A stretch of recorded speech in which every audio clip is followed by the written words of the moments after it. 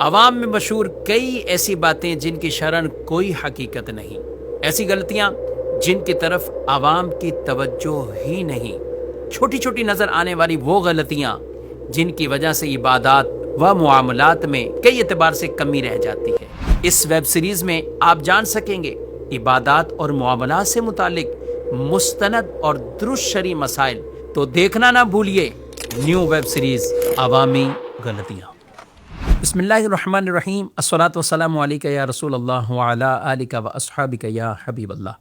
Social media کے ناظرین، web series عوامی غلطیاں اور درست شرعی مسائل، اس میں آج ہم ٹاپک لے کر حاضر ہوئے ہیں سجدے میں کی جانے والی غلطیاں۔ ناظرین کرام، نماز میں سجدہ ایک اہم ترین رکن اور فریضہ ہے۔ اس سجدے کی ادائیگی میں کی جانے والی بظاہر تو وہ معمولی سی غلطیاں ہوتی ہیں، لیکن بعض اوقات تو یوں کہ سجدہ ہی ادا نہیں ہو رہا، جس کی وجہ سے نماز کا فرض ہی ساقط نہ ہوا، نماز کا فرض ادا نہ ہوا، یا کبھی اس میں واجب کوئی ترک ہوتا ہے کہ جس کی وجہ سے نماز مکروہ تحریمی قرار پاتی ہے۔ بھولے سے اگر نماز کا کوئی واجب چھوٹتا ہے تو اس کی تلافی، اس کا ازالہ تو سجدہ سہو کے ذریعے ہو سکتا ہے، لیکن اگر جان بوجھ کر کوئی نماز میں واجب چھوڑتا ہے تو پھر سجدہ سہو سے نہیں بلکہ اس نماز کو دوبارہ پڑھنا وہ واجب ہوتا ہے۔ سجدے میں جو بیسک چیز ہمیں سمجھنی ہے، رسول مکرم صلی اللہ تعالی علیہ وآلہ وسلم نے ارشاد فرمایا کہ مجھے حکم دیا گیا ہے کہ میں 7 ہڈیوں پر سجدہ کروں، اور ان میں جیسے ہماری پیشانی، دونوں ہاتھ، گھٹنے اور پاؤں، یعنی یہ 7 اعضاء ہیں گویا کہ جو سجدے کے اندر زمین پر لگتے ہیں۔ یاد رکھیں ناظرین کرام، پیشانی کا جم جانا، اس انداز سے زمین کی گویا کہ سختی محسوس ہو، مزید دبانے سے وہ نہ دبے۔ 7 ناک کی ہڈی کا سخت حصہ یہ زمین پر لگ جانا سجدے میں یہ ضروری ہوتا ہے۔ اگر کوئی شخص صرف پیشانی پر سجدہ کرے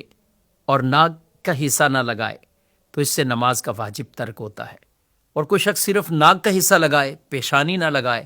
تو گویا کہ نماز کا اس نے سجدے کا جو فرض تھا اس کو ترک کیا، اس کو اس نے ادا نہ کیا۔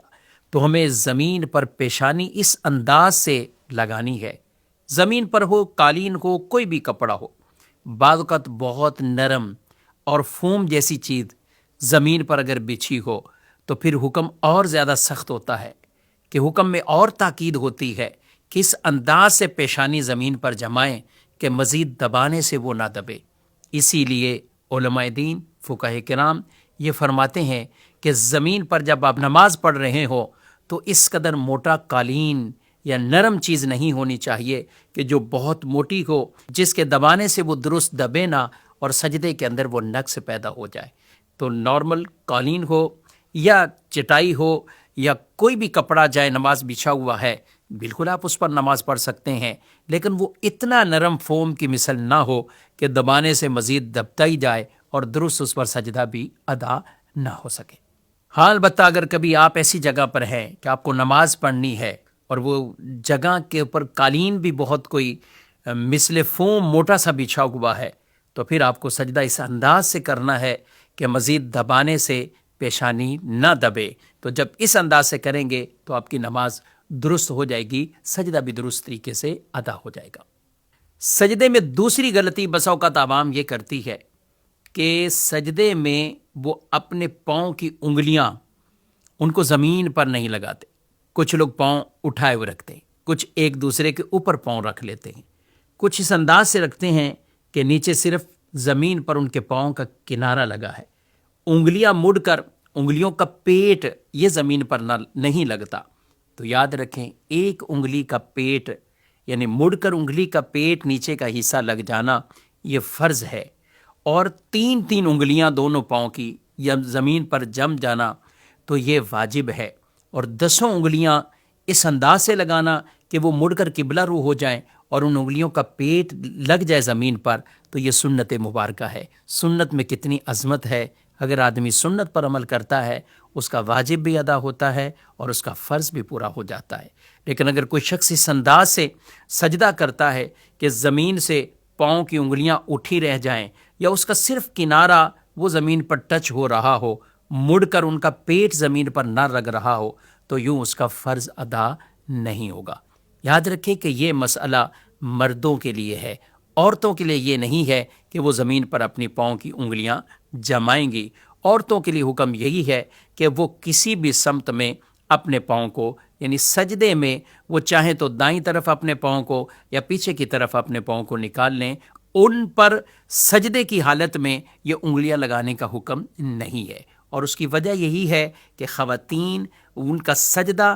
مردوں کی طرح نہیں ہے۔ مرد جب سجدہ کریں گے تو وہ اپنے ہاتھوں کو بھی کشادہ، اپنی کوہنیوں کو بچھائیں گے نہیں۔ کچھ لوگ سجدہ کرتے ہوئے یہ عادت بناتے ہیں کہ اپنی کوہنیاں بالکل زمین پر بچھا لیتے ہیں۔ نہیں، یہ عمل مکروہ تحریمی عمل ہے۔ حکم یہی ہے کہ کوہنیاں یہ زمین سے اٹھی رہیں، اور آپ جماعت میں نہیں ہیں تو آپ کشادگی کے ساتھ، یعنی اپنے ہاتھوں کو کچھ پھیلا کر آپ سجدہ کریں گے۔ ہاں جماعت میں ہیں تو پھر اپنے ہاتھوں کو اتنا نہ کھولیں کہ ساتھ والے نمازی کو تکلیف پہنچ رہی ہو، لیکن کوہنیوں کو بہرحال وہ زمین پر لگانے کی اجازت نہیں۔ سجدے کی حالت میں کوہنیوں کو زمین پر وہ مرد حضرات نہیں لگائیں گے، لیکن عورتیں، یہ سجدہ ان کا مختلف ہوتا ہے۔ ان کے لیے حکم ہے کہ سمٹ کر سجدہ کریں، تو وہ عورتوں کے لیے سمٹ کر سجدہ تبھی ہوگا کہ جب بالکل سمٹ کر اور ان کی کوہنیاں بھی زمین پر جمیں گی اور اپنی کوہنیوں کو بھی اپنے جسم کے اندر وہ لے کر سجدہ کریں گی،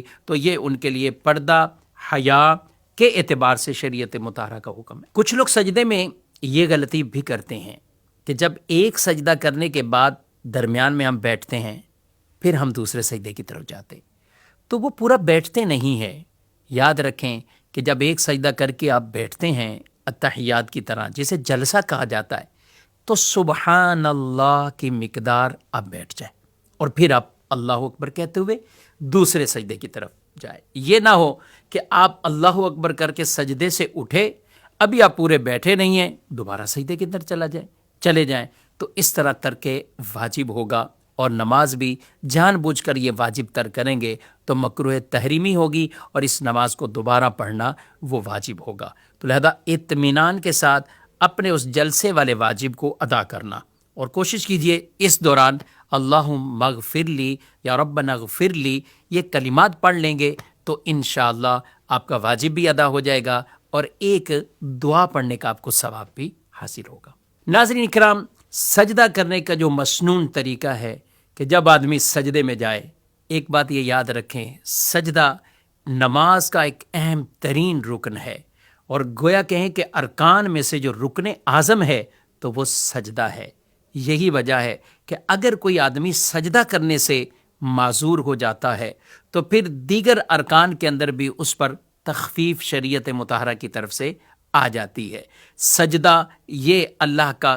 قرب دلاتا ہے، سجدہ وہ عبادت ہے، سبحان اللہ، کہ نماز کے اندر ایک اہم ترین، کیونکہ اس میں عجز زیادہ ہے، اس میں انکساری کا اظہار ہے، اس میں عبدیت کا اظہار ہے کہ بندہ اپنے رب کے آگے سجدہ ریز ہے۔ تو جب بھی سجدے میں جائیں تو یہ عاجزی اور انکساری والے انداز، اور پھر مسنون طریقے کے مطابق ہم جب سجدے کو جاتے ہیں، پہلے ہمارے گھٹنے لگیں، پھر زمین پر ہاتھ لگیں، اور پھر ہم اس انداز سے ہوں کہ پیشانی بھی جم جائے اور ناک کی سخت والی ہڈی کا جو حصہ ہے وہ بھی کچھ سختی محسوس ہو۔ تو یہ ایک سجدے کی کیفیت، اور پھر اس میں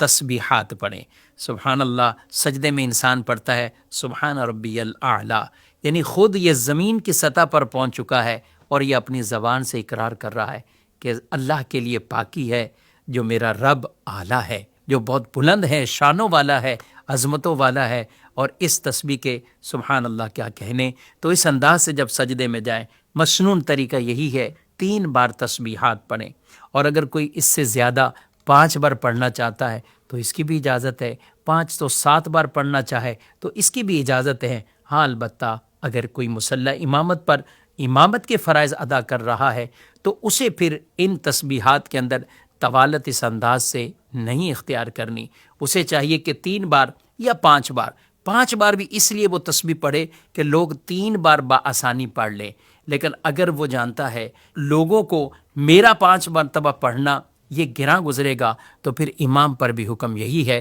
کہ 3 مرتبہ پڑھنے پر اکتفا کریں اور یوں اپنے نماز کی ادائیگی کریں۔ اسی کے ساتھ آج کے ایپیسوڈ کا اختتام کرتے ہیں، آپ سے اجازت چاہتے ہیں۔ فی امان اللہ، السلام علیکم ورحمۃ اللہ وبرکاتہ۔